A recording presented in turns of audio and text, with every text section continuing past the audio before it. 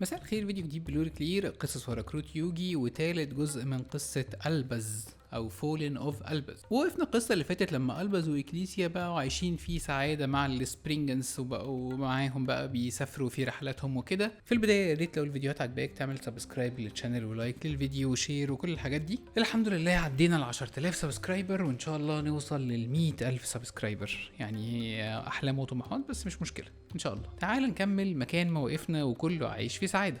ايه بقى اللي هيحصل من اللي احنا فيه؟ ممكن يكون جولجوندا حس بالفوضى اللي موجودة فوق الأرض، فراح مرة واحدة ظهر من تحت الأرض وخلى الأرض كلها ترتج في عنف، تتهز كده، والطاقة اللي بتخرج من جسمه كبيرة جدا لدرجة ان هي ممكن تبلع الحفرة نفسها اللي هي بترمي الحاجات، هو كمان ممكن يبلع الحفرة. وظهر من تحت الأرض Supreme Sovereign Serpent of جولجوندا، الثعبان السيادي الأعلى لجولجوندا، الوحش اللي قلنا في الأول ان السبرينجنز لما راحوا كان بيظهر على طول وبيجي معاهم وبيقعد يفتح الهول ويرمي لهم حاجات وكده. مرة واحدة التعبان الكبير ده ظهر، ولما نركز أكتر في التنين هنلاقي ان جسمه مليان بالهولز اللي شفناها فتحت قبل كده اللي بينزل منها الحاجات، هنلاقيها موجودة على جسمه. ده معناه ان هو والهول في بينهم حاجة بربطهم ببعض، لسه مش عارفين هي ايه. المهم ان التعبان الكبير ده ظهر وايه وروع الدنيا. طيب هنا ايه اللي حصل؟ ألبز اللي هو مش عارف بالظبط اللي بيحصل اول مرة يشوفه، مرة واحدة لقى نفسه بيتحول لحاجة جديدة وهي ألبيون. هنلاقي الكلام ده في كارت اسمه براندد ان وايت، وبراندد دي عموما كلمة هنلاقيها كتير قوي بعد كده بس معناها مختوم او الختم، فبراندد ان وايت او المختوم باللون الابيض او مختوم بالابيض. وهنلاقي هنا الاربع حاجات اللي شفناها قبل كده، عنده 4 زي جيمز كده او 4 حاجات بتلمع عنده اللي هي لونهم ابيض على راسه وعلى صدره و2 على ايده، وفعلا بدأ يتحول وفي شكل حواليه بيحصل كده كبير. المهم الراجل ده اتحول ايه بقى؟ اتحول عندنا لتنين اسمه ألبيون ذا براندد دراجون، وهنلاقي هنا ان هو فولن اوف ألبز ومعاه وحش لايت. وهنلاقي هنا ان الصورة بتاعته بدأت تتكون اكتر، ان كل مرة في التنينين اللي فاتوا كان بيبقى فيه قلنا حاجات ملتهبة شوية كده بس مش مكملة جسمه، يا دوبك حاجات صغيرة باينة منه. المرة دي كله في شكل لهيب، وواضح ان دي من اكتر الصور النقية او القوية لألبز لحد دلوقتي. ومن هنا بدأت معركة كبيرة بين التعبان الكبير والتنين الكبير اللي موجود. قبل ما نكمل المعركة ونعرف ايه اللي حصل فيها، احنا محتاجين اصلا نعرف ليه التعبان الكبير ظهر وليه ألبز اتحول لتنين. فهنسيبهم هنا في وسط المعركة وهما بيضربوا بعض، ونرجع بالزمن حاجة بسيطة لورا ونروح على فين؟ نروح على دوجماتيكا. هنروح لكارت اسمه دوجماتيكا لاميتي اللي هو دوجماتيكا، والناحية التانية كالاميتي اللي معناها كارثة كبيرة. ايه اللي بيحصل هنا؟ هنلاقي ماكسيمس واقف وفاتح دراعاته الاتنين وبيقول لهم دعيت عليكم بالعربي والانجليزي والفرنساوي يا ام غجر، وبيفتح هول من السماء واحنا مش فاهمين ايه اللي بيحصل بالظبط. نقرب شويه للمشهد عشان نفهم. هنلاقي انه هو بيفتح السماء، هنلاقي جسمه بيترعش جامد من السعاده والنشوه وهو بيطلع قوه المعجزات اللي عنده، وبيقول النهارده هو اليوم، يلا بينا نبدا اليوم وفي كارثه هتحصل. الهول اللي فتحت في نفس الوقت او قبل المعركه بحاجه بسيطه هي اللي طلعت سوبريم سيربنت اوف جولجوندا من شويه، لان احنا قلنا ان هو جسمه بيريزونيت مع الهول، قلنا جسمه مرتبط بالهول بطريقه ما. فواضح ان ماكسيمس فتح هول كبيرة جدا طلعت التنين، وواضح برضو ان ده نفس السبب اللي حول ألبز لألبيون، لان ألبز لما عرف يوقف قوة الاستجماتا اللي عند إكليسيا هو كمان خد من قوة الاستجماتا، فالهول مأثرة فيه برضو بطريقة ما. خلي بالكم احنا ما نعرفش لغاية دلوقتي ألبز جاي منين، احنا كل اللي نعرفه ان هو نزل من الهول وهو تنين، لسه مش عارفين هو ايه بالظبط. ده كده بيفسر لنا اللي حصل ناحية جولجوندا.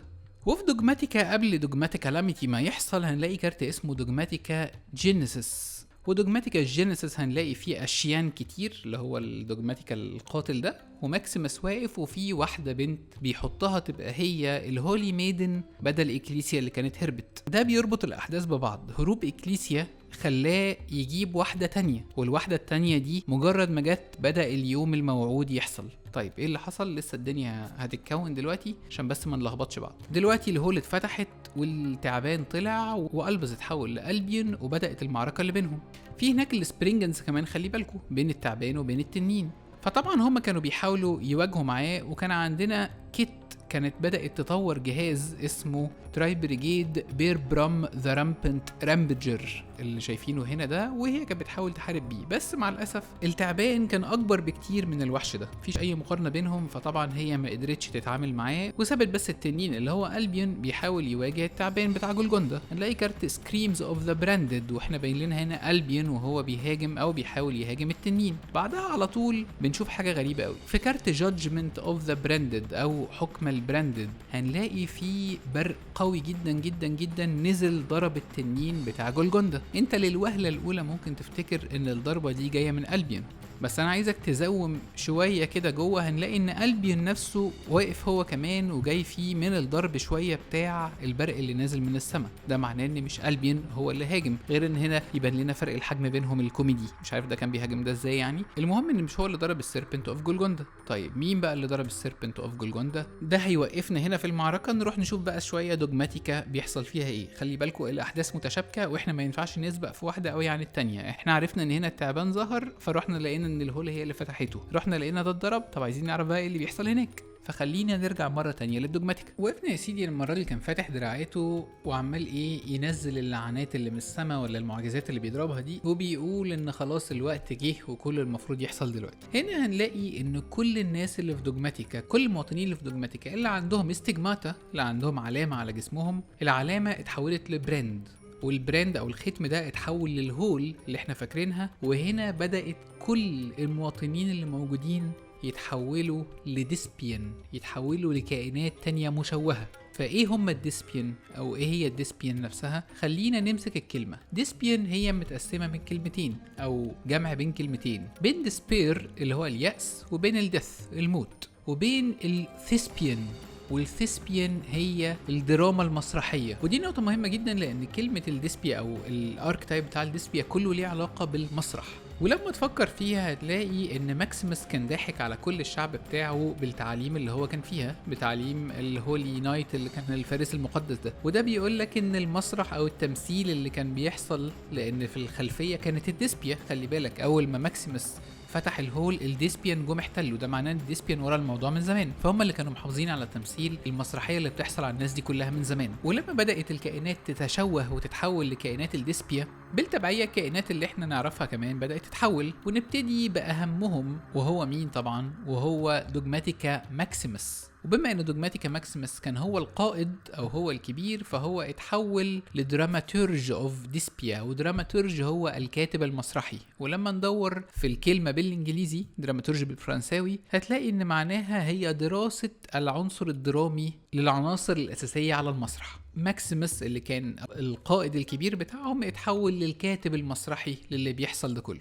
وناخد بالنا ان دراماتورج اوف ديسبيا هو 8 نجوم برضو، بس هجومه 3000 دفاعه 1500، على عكس ماكسيموس، يعني كانهم قلبوا الهجوم والدفاع مع بعض. ايه تاني اهم حاجه بعد ماكسيموس؟ هي نيكسس. فنيكسس اتحول لديسبيان بروسكينيان.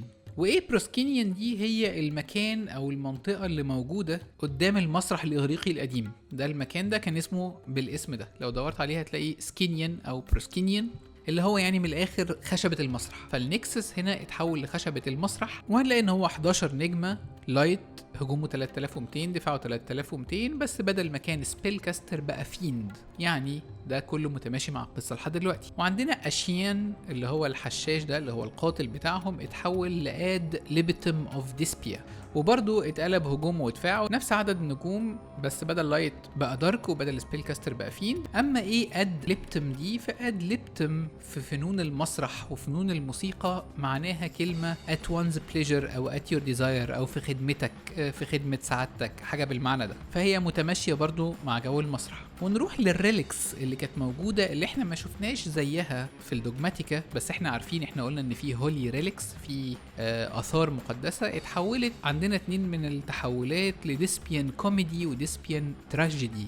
فاحنا عارفين الكوميديا والتراجيديا من المصطلحات طبعا المسرحية، فمش محتاجين نتكلم عنهم كتير بصراحة، بس هي كائنات مشوهة. قالك الريليكس بدأت تتحول هي كمان لكائنات مشوهة. وهنا الجنرا بقى اللي هو النوع، سواء الكوميدي سواء التراجيدي، ده مش موضوعنا دلوقتي. في بقى نقطة مهمة هتبين لنا حاجات كتيرة قوي. في كارت اسمه وايت نايت اوف دوجماتيكا، الفارس الابيض للدوجماتيكا، هنلاقي ان الدرع ده بيتحول لكائن شرير. وهو درع مين؟ الدرع ده هي اللي كانت لابساه فلور دي لي، بس لسبب ما هنعرفه لسه قدام الدرع فاضي ما جواهوش حد. بس الكائنات بتاعت الديسبيا اللي طلعت من الهولز الكتير، بدأت تطلع كائنات من الديسبيا قدرت تتملك او تستحوذ على الدرع ده وتتحول لوايت نايت اوف دوجماتيكا، ومنها تتشوه بعدها على طول عشان تتحول لكائن تاني وهو ديسبيان كويرتز اللي هجومه 2500، دفاعه 2500، 8 نجوم لايت بالظبط زي وايت نايت اوف دوجماتيكا اللي برضو بالظبط زي دوجماتيكا فلور دي لي ذا نايتد اللي هو برضو هجومه 2500، دفاع 2500. فاحنا كده عندنا فلور دي لي هربت من الدرع اللي كانت لابساه. الدرع ده فيه كائنات شريره سيطرت عليه في وايت نايت اوف دوجماتيكا اللي اتحول بعدها على طول لكائن من الديسبيا اسمه ديسبيان كواريتيز. كواريتيز دي معناها ايه بقى؟ جايه من اصل الكلمه اسمه كويم كاريتيز. ايه بقى كويم كاريتيز؟ دي كلمه معناها باللاتيني هوم ديو سيك، بتبحثوا عن مين. اللي الجمله دي ليها ريفرنس ديني وليها ريفرنس في الدراما، في كتاب اسمه ميد ايفل اند تيودور دراما. الكتاب ده اللي هو كتاب مسرحي، جزء منه كبير ليه علاقه بريفرنسز دينية من الكتاب المقدس، والجزء ده هو جزء من حتة في المسرحية اللي أنا هترجمها على طول، إن هو سؤال من الملائكة بتبحثوا مين على القبر يا أتباع المسيح، فالمريمات بيردوا عليه يسوع الناصري المصلوب يا كائنات يا مقدسة أو heavenly ones، وبعدين الملائكة بيردوا ليس هو ها هنا لأنه قد قام كما تنبأ، اذهبوا وأعلنوا أنه قام من القبر. فالجملة دي هنا موجودة ريفرنس ديني طبعا وريفرنس أدبي موجود ليه علاقة بالمسرح. بصراحة عليهم شوية حركات بنت لذينة يعني. كده ناقص واحد بس وهو ألوبر ذا جستر أوف ديسبيا أو مهرج الديسبيا، وهنا يجب أن نقف وقفة وتعالى نركز الأول في شكل الوحش ده. لما نبص له كده هنلاقيه اولا الوحش ده لابس قناع على وشه مش شايفينه، وحواليه هولز كتيره وطالع من راسه او شعره هولز كتير بيتحكم فيها. ده معناه ان الكائن ده بيتحكم في الهولز، مش كائن منهم اللي اتحولوا خلاص. نركز في التفاصيل اكتر هنلاقي ان الراجل ده عنده 4 جيمز زي اللي كانت موجودة عند ألبز، بس ال4 لونهم احمر وموجودين في نفس المكان على راسه على صدره وعلى ايديه الاتنين، وده بيدينا انطباع ان هو حاجة قريبة جدا لألبز. هل هو كان تحول ألبز؟ بس ألبز موجود هناك دلوقتي متحول على شكل تنين، ده معناه ان الكائن ده قريب قوي ليه، في تشابه كبير قوي بينهم، غير ان الكائن ده كمان هجومه 1800 زي ألبز. ده عمال يدينا شوية مؤشرات ان الاتنين دول في بينهم علاقة كبيرة. كده قلنا الكائنات كلها اتحولت، في ناقص جزء تاني ان ارواح ال 663 قديسة من القديسات، احنا قلنا ان الرقم ده دايما مربوط ب 666، وفي ميدنز موجودين منهم 2 اوريدي هربوا اللي هي اكليسيا وفلور دي لي، مش عارفين فين فلور دي لي لغايه دلوقتي، بس دول كانوا رقم 664 و665.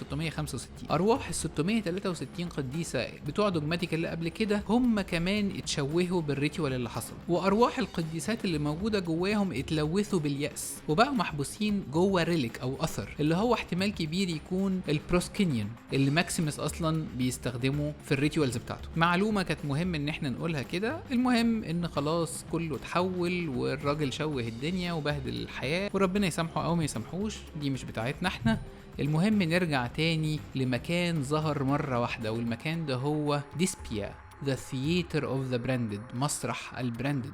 قلنا ان الديسبيا ليه علاقة بالمسرح، وهنا فعلا ظهر من تحت الارض مكان شبه المسرح شوية، نقدر نعتبره مسرح من بعيد كده، وهو مسرح البراندد، مسرح المختومين. ده معناه ان التحول تم، كل الكائنات اللي موجودة جوه دوجماتيكا اتحولت لكائنات ديسبيا، والمسرح ظهر هو كمان. ناقص بس نقول ان الكلام ده حصل في وقت هجوم التراي بريجيد عليهم. احنا قلنا التراي بريجيد رجعوا وهربوهم وبتاع وبيهاجموا تاني، واضح ان هم بيهاجموا كتير. في وسط هجوم التراي بريجيد الموضوع ده كله حصل، والمسرح بتاع الديسبيا ظهر. في كارت هنلاقيه اسمه براندد اوبننج. الاوبننج بتاع المسرح لما تفتح الستاره كده، الاوبننج بتاع المسرحيه الجديده ده البراندد اوبننج بقى، وظهر المسرح الكبير ديسبيا ذا ثياتر اوف ذا براندد، وباين هنا كائنات الديسبيا في كل حته وهي بتهاجمهم، وواحد منهم بيمسك المسدس بتاعه تقريبا هيدمره. فاحنا كده عرفنا ان ماكسيمس لما عمل الكلام ده ما عملوش من فراغ، فراغ هو عمله وسط هجوم الترايب بريجيد عليهم، ممكن يكون لسبب ان الميدنز اللي مشيوا دول والميدن الجديده اللي جابها هي رقم 666، فده كمل ال 666 ميدن اللي لازم يبقوا موجودين فجه وقتها خلاص، وممكن لان كان الترايب بريجيد كانوا بيهاجموا وقتها، احنا مش متاكدين بالظبط. عايزين نعرف بقى الوبر ده ايه اللي بيتقال عنه. هنلاقي كارت اسمه الوبر ذا دوجماتيك، يعني هو كمان جاي من الدوجما. هو كارت توكن مكتوب عليه a thing، هو شيء separated from the abyss، انفصل عن الأبس. it mocked the light، اتريق أو سخر من الضوء، and deceived the darkness، وخدع الظلام. هنعرف الكلام ده معناه ايه بعدين، احنا بس حابين نقوله في مكانه، يعني هو في مكانه باين ان ده حصل. تمام كده، خلاص عرفنا ايه اللي حصل في دوجماتيكا، عرفنا ان هي اتدمرت وتحولت لديسبيا وكل الكائنات اتحولت، وان ناقص بس في فلور دي لي هربت ومش عارفين هي راحت فين. نرجع تاني للمعركة بتاعت التنين اللي وقفنا ان في جادجمنت اوف ذا براندد في ضوء جه جامد دمر التعبان الكبير، واحنا كنا فاكرينه ألبين بس ما طلعش ألبين. عايزين بقى نعرف مين اللي عمل كده، ده هنلاقيه باين في كارت اسمه سبرينجنس انترلودر، وده هنلاقي هنا باين السبرينجنس بالصين وفي 3 واقفين هناك. ال3 دول منهم حد ماسك سيف. ايه ده؟ مين الحد اللي ماسك سيف يا ترى؟ مين اللي مشهور ان هو لما بيضرب بالسيف بتاعه بيدمر التنانين؟ فلور دي لي. فلور دي لي هربت، وهنا بقى بتحكي لهم الحكايه من وجهه نظرها اللي احنا ما شفناهاش لغايه دلوقتي. فلور دي لي اللي اتحولت لشكل تاني وهو ذا ايريس سورد سول، ومعاها 2 تانيين اللي هو ايدن وثيو اللي اتحولوا لذا جولدن سورد سول. هنا بتحكي لهم ان هما بداوا يحسوا بالنيه الوحشه اللي كانت موجوده عند ماكسيموس، وان هما لما حسوا بكده بدأوا يهربوا، ولما هربوا كان لازم يلاقوا مكان يقدروا يوقفوا فيه التأثير بتاع الاستجماتا أو التأثير بتاع العلامة اللي موجودة على رأسهم عشان ما يحصل لهمش نفس التحول. واحنا مش محتاجين ذكاء عشان نقدر نعرف ان بما ان اسمهم بقى السورد سول ان هم راحوا للسورد سول، يعني دي حاجة واضحة جدا. راحوا فين بقى وامتى على السورد سول؟ هنرجع كده بالماضي شوية لورا لكارت اسمه سورد سول اميرجنس، وهنا باين لنا ال3 وهم داخلين على أرض السورد سول اللي احنا لسه هنشوفها بعد كده، وان في السورد سولز واقفين ورا كده بيستقبلوهم وبيشوفوا ايه ده انتوا مين وجايين تعملوا ايه، وبيعرفوا هم عايزين ايه. وفي كارت ايس جيد كرادل باين لنا هنا لسه مش عارفين مين الايس جيدز، بس في كائنات طايره لسه هنتكلم عنهم قدام، وان فلور دي لي جوه بيتم عمل سيلينج بيوقفوا الاستجماتا اللي موجوده عندها عشان ما تتحولش بعد كده للديسبيا زي الكائنات التانية. المهم ان ال3 كده قدروا ينجوا من الدوجماتيكا ومن الديسبيا وقدروا يتحولوا للسورد سول زي ما قلنا كده. احنا عرفنا مين اللي انقذهم. نرجع تاني لألوبر اللي موجود هناك، اللي قلنا ان هو جيستشر مهرج، هو واقف بيتفرج على المشهد وعمال يضحك مش فارق معاه، تحس ان هو مش مهتم بأي حاجة. وهنا بنشوف ان هو قرر يتدخل في كارت اسمه ايه، في كارت اسمه براندد ان ريد. وناخد بالنا من صورة ألوبر ان هو شعره احمر وفيه شوية خصل بيضة، على عكس بالظبط ألبز اللي شعره ابيض وفيه شوية خصل حمراء. المهم ان ألوبر ده بيقرر بقى، بقولك هو قاعد ورا وبيضحك ومش مهتم باللي بيحصل كأنه بيتفرج على مسرحية، وبيقرر يتدخل في كارت براندد ان ريد. براندد ان ريد هنلاقيه هنا بدأ يفتح جناحات والهولز موجودة في كل حتة طالعة منه، وفي هولز كبيرة موجودة حواليه، وبيتحول هو كمان لتنين. وده بيدلنا حاجة تانية، ان ألوبر وألبز الاتنين قريبين جدا لبعض. الاتنين عندهم 4 جيمز او 4 حاجات كده موجودة على جسمهم، بس واحد لونه ابيض واحد لونه احمر، الاتنين بيتحولوا لتنانين، والاتنين الكارت بتاعهم اسمه براندد ان، بس واحد ان وايت وواحد ان ريد. هنا اتحول لايه التنين؟ اتحول لماسكريد ذا بليزنج دراجون، وده هنا الفيوجن بتاعه ديسبيان مونستر زائد لايت او دارك مونستر. ما فيهوش ألبز المرة دي لان ده مش ألبز، هو وحش ديسبيا اللي هو مين اللي احنا عارفين هو جيستشر اوف ديسبيا. وبعد ما تحول لتنين واضح ان عنده هدف موجود في دماغه لسه هنعرفه بعد كده. نرجع مرة تانية لألبز وإكليسيا، وألبز زي ما قلنا كان اتحول لألبين، وهو واقف متحول لألبين يا سيدي، ولا بيه ولا عليه، خلاص هو هيفضل متحول كده على طول. محتاجين حاجة تحصل بقى عشان الواد يرجع واد تاني، مش هينفع يفضل يسيبوه كده في الهوا. وهنا بين لنا في الكارت براندد بوند او الرابط بتاع البراندد ان الاتنين اللي كانوا موجودين إكليسيا وألبز زي ما قلنا كونوا بوند في الرحلة بتاعتهم. وهنا إكليسيا ما كانتش خايفة من ألبز وهو في الشكل ده، وفضلت تقرب منه ومدت له ايديها زي ما احنا شايفين في الكارت، وندهت اسمه ألبز اللي معناه وايت. واحنا قلنا قبل كده ان الولد كان نسي كل حاجة ومش فاكر هو مين، والبنت اديته اسم ألبز، فهي قالت له كده. وفعلا لما قالت له كده بدأت ذكريات كتير تيجي في دماغه وتفكره بماضيه، وبدأ التنين ياخد شكل تاني وتحول لصورة تانية اللي هو ألبين ذا شراودد دراجون. اللي هيبان لنا فيه لما نركز نفس الكلام شعره الابيض اللي فيه خصل حمراء، وهيبان لنا ان شويه المجمع او الطاقه اللي كانت طالعه منه قلت شويه وبقى لونه مسود سنه، بس لسه فيه نفس اللون اللي طالع فيه نار ده موجود في جسمه. نقدر نقول ان شويه كده ايه قدر يهدى يعني، او قدرت هي تسيطر عليه. طبعا اللي احنا شفناه ده مش حاجه طبيعيه، ففي كارت اسمه Incredible Ecclesia the Virtuous، اكليسيا المذهله الفاضله برضو، وهي واقفه هنا ماسكه المطرقه بتاعتها بعد ما حطت فيها الجمجمه بتاعت السيربنت اللي لقيتها وهي مع السبرينجز، وجنبها قاعد او نايم على الارض ألبين، وهو خلاص بقى ايه مش غاضب ومش بيتصرف بالطريقه اللي كان بيتصرف بيها دي. طبعا فلور دي لي قالت لها المصايب، قالت لها اسكتوا بقى، وحكيت لها ده التاني عمل ايه ونيل الدنيا ومحتاجين نلحق ناخدكم انتوا كمان للسورد سول عشان نعرف نعمل سيلينج للاستجماتا اللي عندكم، بدل ما انتوا كمان تتنيلوا على عينكم وتتحولوا لديسبيا زي التانيين. وفلور دي لي قالت لها انتوا روحوا على السورد سول، روحوا اعملوا الكلام ده وسيلوا الاستجماتا، وانا هروح بقى على دوجماتيكا ايه احاول اوقع ماكسيمس ده واديله بالجزم. هي كانت قالت له كده، بس طبعا هما ما ترجموهاش كده، انا اللي مترجمها كده. المهم يعني قالت له اروح احزمه. فهنا بقى اكليسيا قالت له بس بقول لك ايه يا عم، ما تحاولش دلوقتي، خليك تنين زي ما انت، احنا ازاي هنروح السيكريت ساوند، احنا ما عندناش عربيه والاكسبلورر دي لسه موجوده مع السبرينجز، خليك تنين زي ما انت ايه ونطير سوا. فهو فعلا ألبس فضل تنين زي ما هو، وظبطوا نفسهم وخدوا عتاد الرحله، وخدت السكال قلنا المطرقه اللي هي كانت عاملاها بالسيربنت سكال بجمجمه التعبان اللي لقيته ده. وهنلاقي في كارت براندد ان هاي سبيريت، وهي راكبه على التنين ومسافرين، والسبرينجز تحت فرحانين ومبسوطين وبيضربوا صواريخ احتفالات بقى. ما هم خلاص، ما احنا عرفنا ان هي كائنات ما بتموتش، مع ان اكسبلورر اهو كان ممكن توديهم، بس هم قالوا ايه ملناش دعوه. ناخد بقى بالنا من حته مهمه جدا جدا جدا في البتاع ده. شايفين الكائن الاسود اللي طاير في الركن خالص ده واحد من السبرينجنز اللي احنا شفناهم قبل كده لما قلنا هم مش ماشينز، هم كائنات عباره عن كائنات ضبابيه شويه، فهو ده واحد منهم مسافر معاهم هناك. وده الاول بياكد لنا ان السبرينجنز كائنات فعلا مش ماشينز زي ما قلنا، وليها اصل تاني لسه هنعرفه قدام. وفي نفس الوقت ان في واحد منهم راح معاهم عشان يساعدهم ما طلعوش اندال 100% يعني، وسابوا جزء كده ايه يساعدهم منه. ونقدر نقول ان هم هنا بداوا في رحله جديده للسيكريت سامت، وان ده كانت نهايه الفيديو بتاعنا والجزء الثالث، ونكمل الفيديو الجاي. يا ريت لو الفيديوهات عجبتك تعمل لايك للفيديو وسبسكرايب للشانل والحاجات دي كلها، واشوفكم الفيديو الجاي. ويا ريت طبعا لو عندك اي فكره او اي نقاش حوالين القصه، يا ريت تكتبه في كومنت عشان نتناقش فيه كلنا.